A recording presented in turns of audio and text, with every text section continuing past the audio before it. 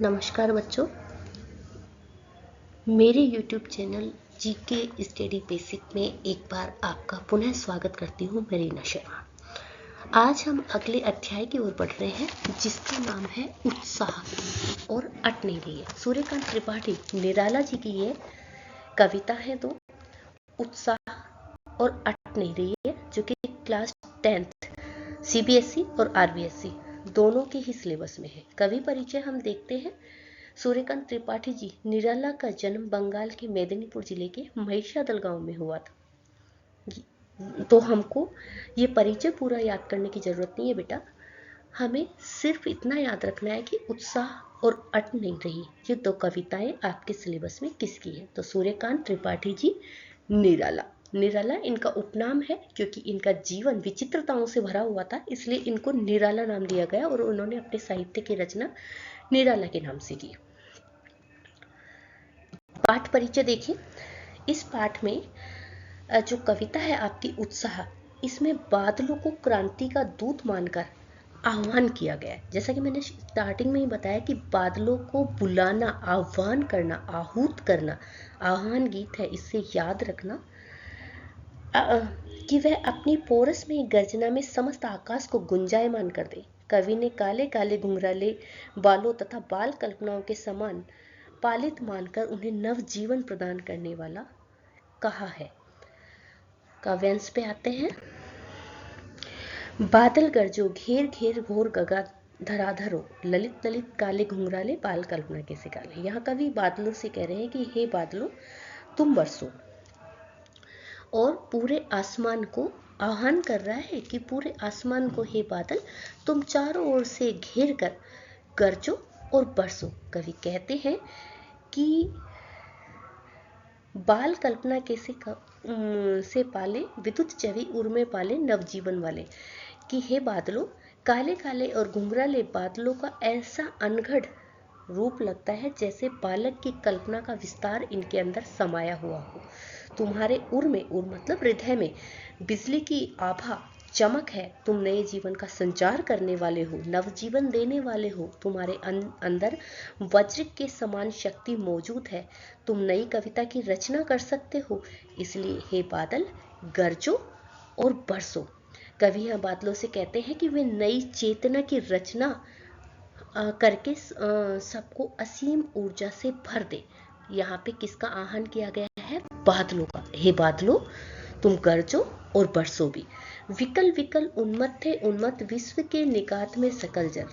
बादलों को बरसने के लिए कवि आह्वान कर रहा है और लोगों के बारे में बताया है, पूरी प्रकृति के बारे में, पूरी पृथ्वी के बारे में बताया है कि सब विकल है, व्याकुल है और उन्मत्त मतलब उन्मने हैं, उदास है। विश्व के लोग प्यासे हैं, विश्व के निदाग के सकल जन। इस प्यासे जनमानस को तुम्हारा ही सहारा है। जैसे पूरी प्रकृति को सिर्फ बादलों का ही सहारा होता है। जब मई जून का महीना आता है, उसके बाद में आप देखते हैं कि संपूर्ण प्रकृति में हरियाली एक तरह से गायब सी हो जाती है। प्रकृति, पूरी पृथ्वी जल रही होती है गर्मी से। जितने भी जीव जंतु, वनस्पति और मनुष्य हैं, वो सब ये उम्मीद किए रहते हैं कि कब बारिश होगी और कब उनमें फिर से जान आएगी, सूखी हुई प्रकृति फिर से हरी हो जाएगी। तो यहाँ पे बादलों को सहारा बताया गया है कि इस जनमानस का, इस संपूर्ण प्रकृति का, इस पृथ्वी का एकमात्र तुम ही सहारा हो और संपूर्ण प्रकृति तुम ही से आस लगाए बैठी है। अर्थात क्रांति के जो वाहक अज्ञात दिशा से आए, अज्ञात दिशा से अनंत के घन। हे बादलों, तुम अज्ञात दिशा से, किसी भी दिशा में आकर के, किसी भी दिशा से आकर के तुम बरसो और बरस कर इस तपती हुई धरती को शीतलता प्रदान कर दो। तप्त धरा को जल से फिर से भर दो, शीतल कर दो। इस जलती हुई धरती को शीतल कर दो, इसकी प्यास बुझा दो, इसे शांत कर दो। और दूसरी ओर यही बादल किसका प्रतीक है? क्रांति का प्रतीक भी है, जो कि नई कल्पना, नवजीवन के अंकुर उगाएगा और इसी क्रांति का सूत्रपात होगा। यहाँ बादलों से आह्वान किया गया है कि इस प्यासी धरती पर जो भी जनमानस, जो भी वनस्पति और जीव जंतु हैं, उनकी प्यास बुझा दो, उन्हें शीतल कर दो। हे बादलों तुम गरजो। ये हमारी पहली कविता है, बहुत छोटी सी कविता, आपके सिलेबस में है निराला जी की। और नेक्स्ट देखिए, अट नहीं रही है। कवि वही सूर्यकांत त्रिपाठी निराला जी। इस कविता में फागुन का जो महीना होता है, जो वसंत ऋतु होती है, बेटा याद रखिए, विशेष रूप से ये प्रश्न बन सकता है कि फागुन का महीना और वसंत ऋतु के सौंदर्य का वर्णन यहाँ पर किया गया है। देखिए, अट नहीं रही है, आभा फागुन की तन सट नहीं रही है। अटना सटना समाना, अटना मतलब समाना, अट नहीं रही है मतलब समा नहीं रही है। आभा मतलब चमक, आभा फागुन की तन सट नहीं रही है मतलब मन में नहीं समा रही है। कहीं सांस लेते हो, घर घर भर देते हो, ऐसा लगता है कि जब तुम सांस लेते हो तब अपनी सांस के साथ सारे वातावरण को सुगंधित कर देते हो, अर्थात अपनी खुशबू से घर का कोना कोना महका देते हो। उड़ने को नभ में तुम पर कर देते हो। ऐसा लगता है कि आसमान में उड़ने के लिए फागुन अपने पंख फड़फड़ाता है। मतलब जिस प्रकार पक्षी हल्का होकर उड़ने लगता है, उसी प्रकार से फागुन के सौंदर्य को देखकर मन भी इतना हल्का हो जाता है कि उड़ना चाहता है। आंख हटाता हूँ तो हट नहीं रही है। मैं इस सौंदर्य से अपनी आंख हटाना चाहता हूँ तो भी हट नहीं रही है। पत्तों से लदी डाल, कहीं हरी कहीं लाल।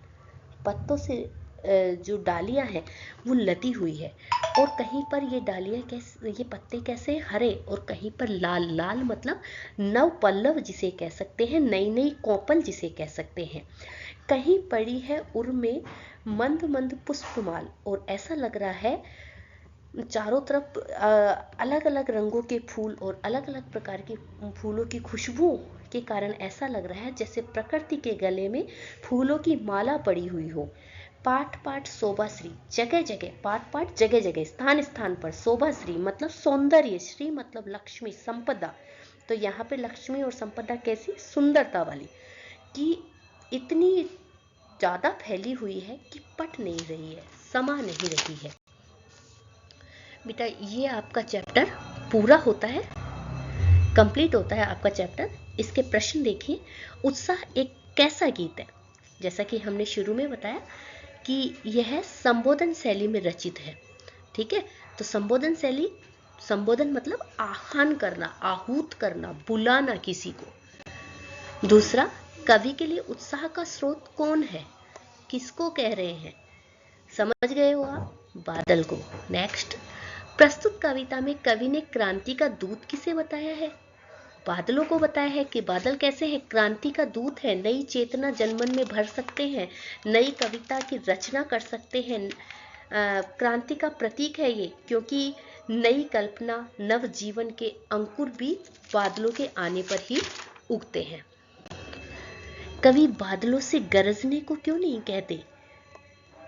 क्यों कहते हैं? कोमल एवं मधुर भाव के सारे कार्य संपन्न नहीं होते। मतलब कि हम कोमलतापूर्ण व्यवहार रखेंगे तो जरूरी नहीं हमारे कार्य संपन्न हो जाए, और संपन्न हो भी गए तो वो समय पे संपन्न नहीं हो सकते। इसलिए हमें अपने व्यवहार में थोड़ी सी गर्जना लानी पड़ती है।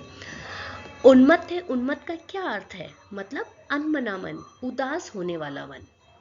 ये आपके 2 लघु उत्तरीय प्रश्न हैं। बेटा बहुत शॉर्ट में मैंने वीडियो बनाया है, आप ये 8-8 10-10 मिनट के वीडियो देखिए, आपके सिलेबस का रिवीजन होगा, क्विक रिवीजन जिसे कह सकते हैं। और इससे रिलेटेड नोट्स आपको चाहिए, आप जाइए मेरे टेलीग्राम लिंक पर, जो मैंने इसके डिस्क्रिप्शन बॉक्स में डाल दिया है। और आपको मेरा वीडियो अच्छा लगा हो, हेल्पफुल लगा हो, तो इसे लाइक कीजिए, शेयर कीजिए और सब्सक्राइब कीजिए। ठीक है, okay, bye. Like share and subscribe. Thank you so much. जय हिंद, जय भारत।